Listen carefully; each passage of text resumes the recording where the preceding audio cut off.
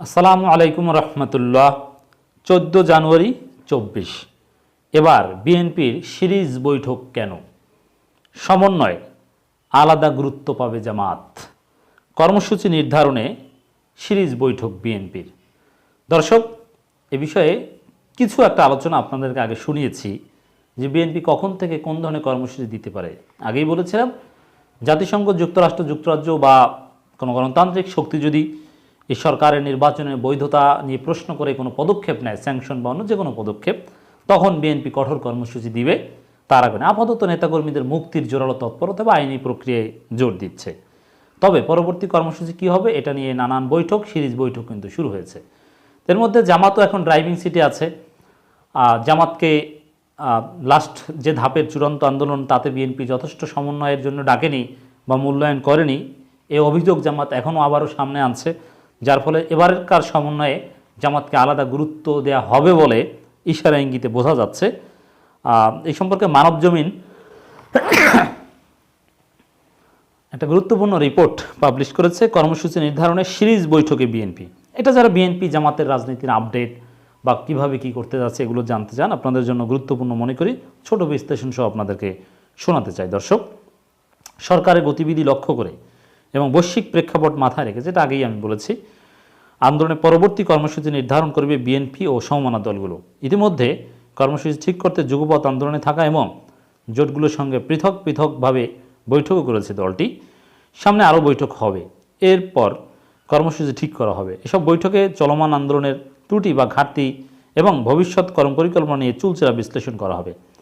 দেখেন, এই ঘাটতি, ব্যর্থতা, এগুলো তো গত 15 বছর কত বিশ্লেষণ হয়েছে। এইসব কথাবার্তা জাতি শুনতে চায় না। দল গোছানো, সংগঠন গোছানো, এইসব মুখস্থ কথাবার্তা বাদ দিতে হবে বিএনপিকে। জনগণকে আশার বাণী শোনাতে হবে। জনগণ হতাশ হয়ে যাচ্ছে, বিএনপি জামাতের নেতাকর্মীরা হতাশ। তারা ধরে নিয়েছে আগামী 5 বছর আর কিছু হবে না। এজন্যে বিশ্লেষণ, দল গোছানো, অমুক তমুক বাদ দিয়ে আশার জায়গাটা কি?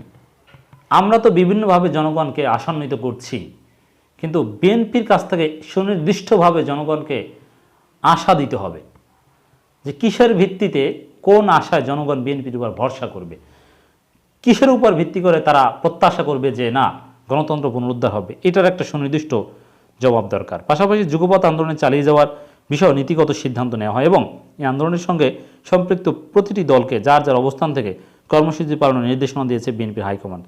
এটা আমি সমালোচনা করি। এই আলোচনাটা, এই সেম টিভির আলোচনা করার পর আবার এই রিপোর্টটা বিশ্লেষণ করার একটা কারণ হচ্ছে এই জায়গাটা সমালোচনা। দেখেন, এই তথাকথিত যুগপৎ এগুলো দিয়ে তেমন কাজ হয়নি। যা হয়েছে বিএনপি জামাত করেছে।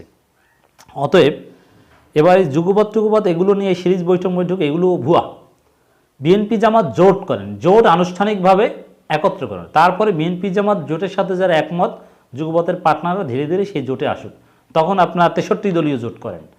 বলছেন না যে 63টা দল নির্বাচন বর্জন করেছে, সেখানে চরমোনাই কোনো দিন বিএনপির সাথে আসবে না, কারণ তারা আওয়ামী লীগের দালাল, সহজ কথা। এখন আপনারা বিএনপি জামাত জোট করেন, সেই জোটের শরিক বানান 62টা দল, হোক ছোট বা নাম সর্বস্ব। এছাড়া এইসব যুগপৎ এগুলো জনগণ বিরক্ত হয়, ক্ষুব্ধ হয়। আপনারা জানাবেন দর্শক, একমত কিনা। এই আন্দোলনে সফল করতে ডান বাম মিলে এক প্ল্যাটফর্ম থেকে আন্দোলনের কথা বলছে বিএনপি সমমনা দলগুলো।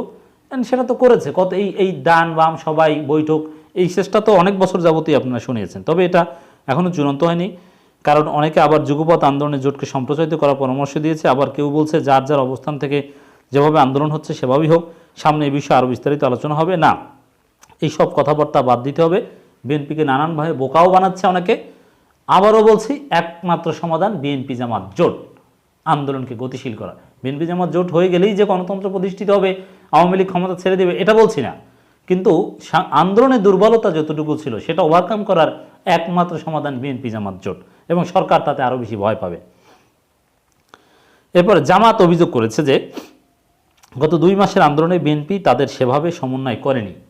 তো এখন জামাতকে এই সমন্বয়ে আলাদাভাবে গুরুত্ব দেওয়া হবে, বিশেষ গুরুত্ব দেওয়া হবে বলে আমরা মনে করি, এবং সেটা বিএনপির অনেকে বোঝানোর চেষ্টা করছেন।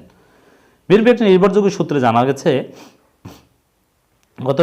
গত 28 অক্টোবরের পর থেকে সরকার পতনের যে আন্দোলন হয়েছে তার ত্রুটি বিচ্যুতিগুলো বিশ্লেষণ করা হচ্ছে। পাশাপাশি সামনে কর্মসূচির জন্য নেতাকর্মীদের উজ্জীবিত করে নতুন কর্মসূচি দেওয়ার চিন্তা করা হচ্ছে। পাশাপাশি কারাবন্দী নেতাকর্মীদের কারামুক্তির বিষয়টি গুরুত্ব দেওয়া হচ্ছে।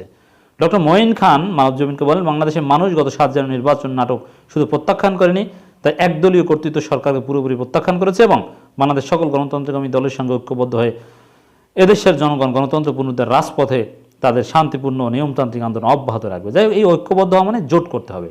জোট ছাড়া অন্যান্য ঐক্যবদ্ধ হওয়া এগুলো সব ভুয়া এবং সেটা প্রমাণিত হয়েছে। জোট ছাড়া অন্য টাইপের কোনো ঐক্য এগুলো ভুয়া প্রমাণিত হয়েছে এবং এই তথাকথিত ছোট ছোট দলগুলোকে নিয়ে যুগপৎ করা এগুলোও যে ভুয়া প্রমাণিত হয়েছে।